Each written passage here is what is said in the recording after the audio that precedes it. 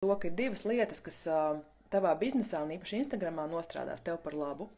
Viena lieta ir harizma, magnētisms, un otra lieta ir komunikācija. Tūlīt pastāstīšu arī par tām abām.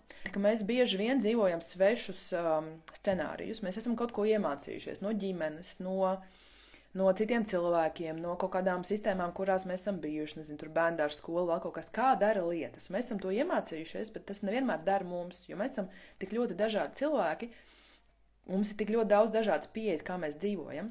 Un ņemot vērā, ka mēs esam daudz bijuši tādi, ka veiktu pēc vienas kaut kādas vadošās šnitas visi taisīti, mēs bieži vien aizmirstam, kas ir tā mūsu iekšējā sajūta un to intuīciju tā kā noslāpējam. Bet mums katram viņi ir.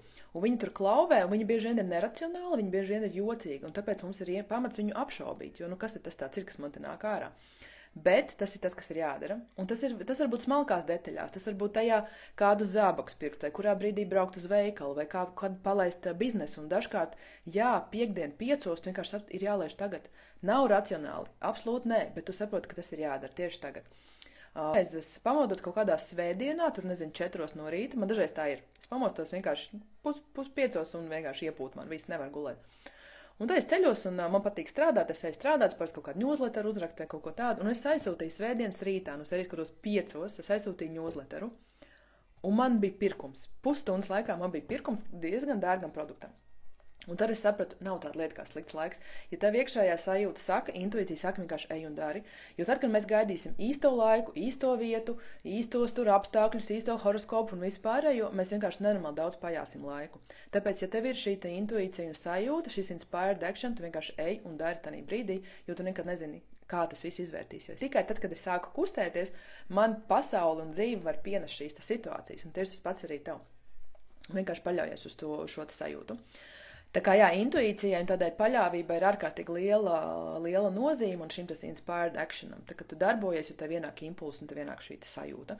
Un jo tu vairāk uz viņu paļausies, tu viņu vairāk arī varēsi identificēt, saprast, kā tas strādā, kā tas ar tevi runā. Tu jau zini īstenībā intuitīvi, kas tev ir jādara. Mēs tikai nevienmēr tam uzticamies, mēs gribam apliecinājumu vēl no ārpus, lai mums pasaka, jā, tā sajūta, ka tu pareizi domā, bet īstenībā tu jau to zini, intuitīvi tu to nojaut, un ja tu tam ļauj, un es saku, tas nav racionāli. Un, piemēram, pagājušajā gadā, kad mēs aizbraucām ceļojumā ar kemperi uz pusgadu, kas beigās izvērtās par 7 mēnešiem, bez finansiāla nodrošinājuma, nezinot, kur, kas, kā, mēs vienkārši aizbraucām, bet bija tāda ļoti dziļa sajūta.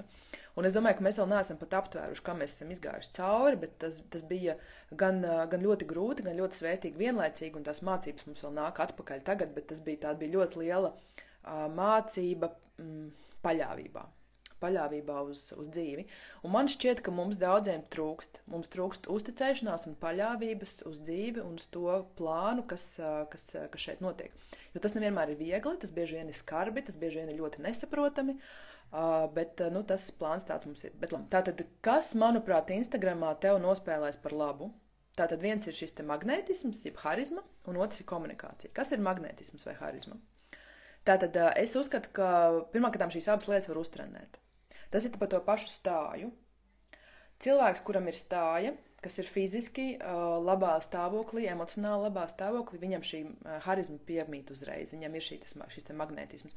Magnētisms ir saistīts ar tavu pašvērtējumu, ar to, kā tu sevi iznes ārā pasaulē. Tas nav saistīts ar skaistumu, tas nav saistīts ar ķermeņa fiziskajām proporcijām. Tas nav saistīts ar to, cik tu esi liela zvaigzne vai kādas tev ir garas skropstas. Tas nav ar to saistīts. Magnētisms ir tā tava personība, tā tava pārliecinātība par sevi, tas, ka tu jūties labi tajā, kas tu esi. Un tas ir ļoti magnētiski. Cilvēki to uzreiz redz un viņiem patīk.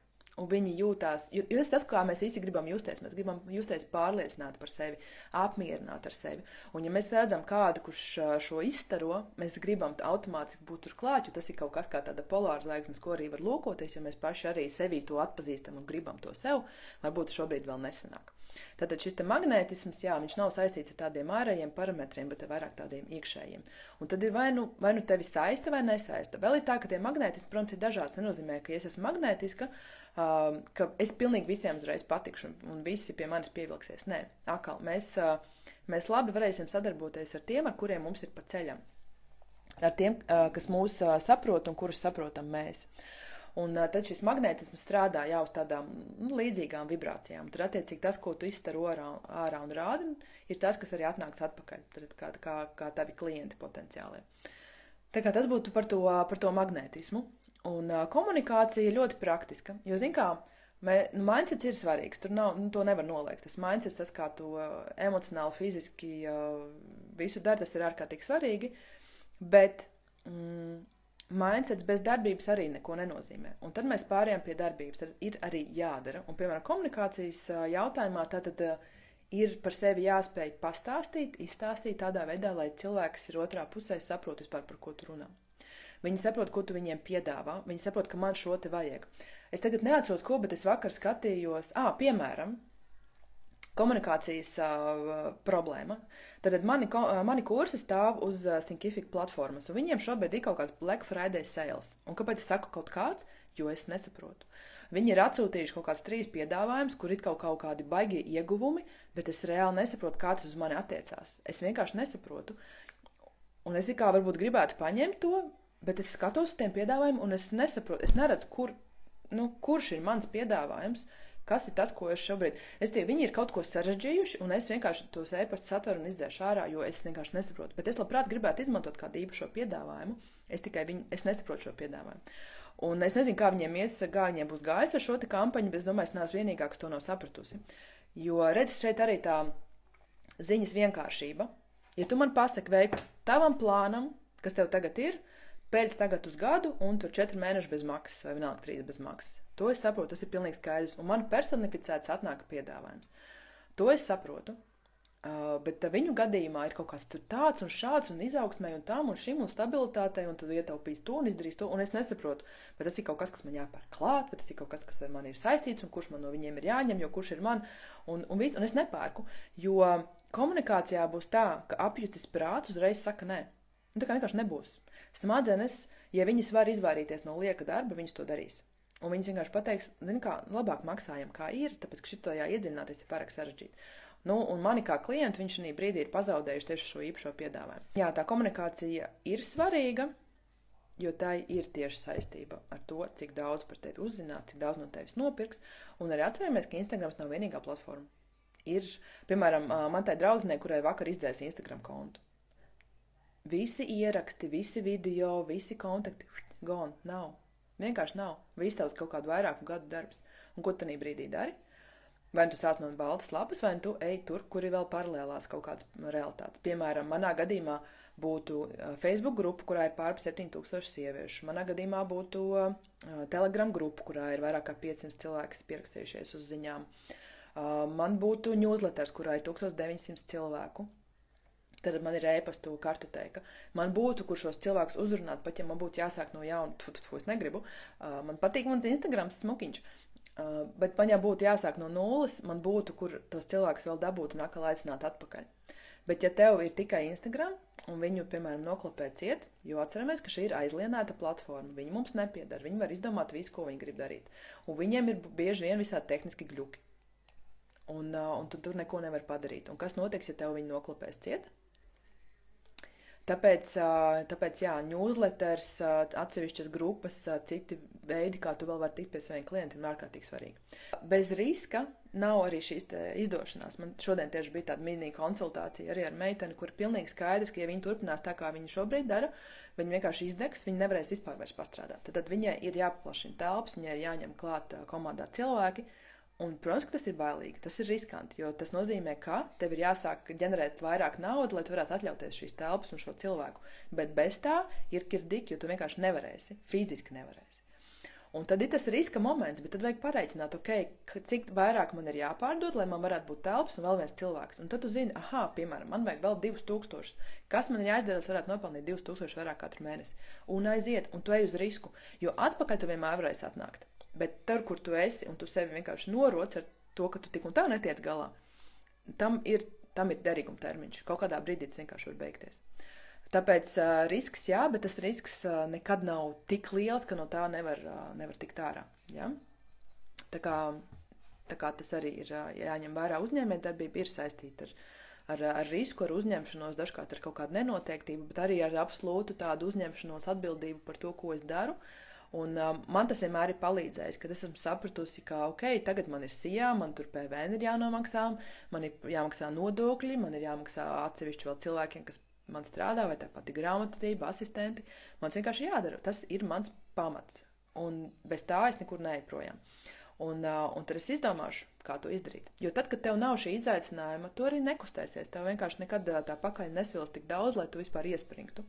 Tāpēc, ja tu esi pārāk iesēdējusies kaut kādā komfortā vai netiec kaut kur ārā no kaut kāda konkrētā stāvokļa, tas nozīmē, ka tu esi... vai nu tev ir labi un viss ir kārtībā, vai arī tu vienkārši neesi saņēmusies uzņemties kaut kādu risku, lai ietu tālāk. Un tiem, kas dara, parasti pierādās, ka tas strādā. Tu vienkārši ej un dari, un ar kaut kādu inerci tas viss nāk līdzi. Tā kā jā, tad ticība tam, ko tu dari, ir arī beigas svarīgā. Man patiešām tas tā ir pierādījies, ka tajā brīdī, kad es saprotu, tas tā kā ar bērniem. Tev uzrodās tie bērni, tu nevari, nesanāca man zābaciņiem. Lai staigā plikām kājām, ārā -10. Nav tāda varianta. Tu vienkārši izdomās, kā tos zābaks dabūt. Vienalga, vienā, otrā, trešā veidā tu izdomāsi. Un tas pats ir ar uzņēmējdarbību. Ja tu saproti, ka bāds pakaļ svilst un kaut kas mums ir jāsaģenerē, vai kur nodokļi jāmaksā, vai jādabū vēl cilvēks klāt, tu izdomās, kā nopelnīt vairāk. Uzticies sev, paļaujies, ka tev tas ir iekšā, tu to vari izdarīt. Un veselīga deva baiļu ir vajadzīga, bet tev ir arī jāsaprot, ka tevī ir daudz vairāk nekā tu vispār domā. Tu spēj daudz vairāk nekā tu vari iedomāties īstenībā. Un tev ir daudz vairāk spēka, izdomas, radošuma un šīs iekšējās taisnības. Tev ir daudz vairāk nekā tev šķiet. Mēs bieži vien sevi tiešām novērtējam par zemu, bet mēs varam. Tā kā jā, ja tev kādreiz biznesā sāc domāt, tad padomā, kā būtu, ja tie būtu patiešām tava bērna ziemas zābaki. Tu arī teiktu, iztiks nākamgad. Tu nekad tā neteiktu. Tu nekad nepateiktu, ka tavs bērns var iet ziemā plikām kājām. Līga saka, šo man vajadzēja dzirdēt. Superlīga. Prieks, ka lietas rezonē. Un ja tu paņem šo līdzību arī uz savu biznesu, tad tieši ar tādu pašu neatlaidību un tieši tādu pašu sajūtu par to, ka nē, tas ir jāizdara tagad. Tu atradīsi veidus, un tad tu domā, kas tev dara. Es rakstu uz lapiņas plānus, kas ir tas, kas man ir jāsasniedz. Tad es domāju, kas man ir jāizdara. Nākamais, tu nesēdi un nespiedi. Tu ej un vingro, iej dušā, izej pastaigā, uztaisi ēst garšīgi, tu izdari kaut ko sev labu. Un tanī brīdī tev arī, tici man, tavas smadzenes visu laiku domā par to, ko tu dari. Un jo tu viņām vairāk iedos to brīvo telpu, viņas tev ātrāk atnesīs rezultātu. Jo ja tu sēdīsi un spiedīsi kaut ko, tev nesanāks, tev vienkārši nenāks tās labās idejas. Tas viss nāks daudz ilgāk un mokošāk nekā tad, ja tu sev iedosi šo te brīvību un smadzenēm iedos padomāt. Man ļoti bieži, man piemēram tagad ir tā, ka liekas, bāc šito, es nezinu, kā izērēt šo situāciju, es vienkārši eju staigāties, un tad man ir sapulcs pašai ar sevi. Es eju un es, varbūt ne gluži baigi skaļi, bet tā ar sevi runāju, tā, man ir jāizdara tās, ir šādi apstākļi, ak Dievs, es nezinu, kā es paspējušu. Un es vienkārši eju un to runāju, un kaut kādā 15. 20. minūtē ir pilnīgi, bet ok, labi, nav tik traki, šo es varu nedarīt. Šīs var pagaidīt, tas nav tik traki, tā es šito izdarīšu, to es varētu tām palūgt, un vienkārši tas viss sastājās pa plauktiņiem un kļūst daudz saprotamāk kaut kāds rīcības plāns. Tā kā arī uzticies sev, patiešām uzticies sev vairāk.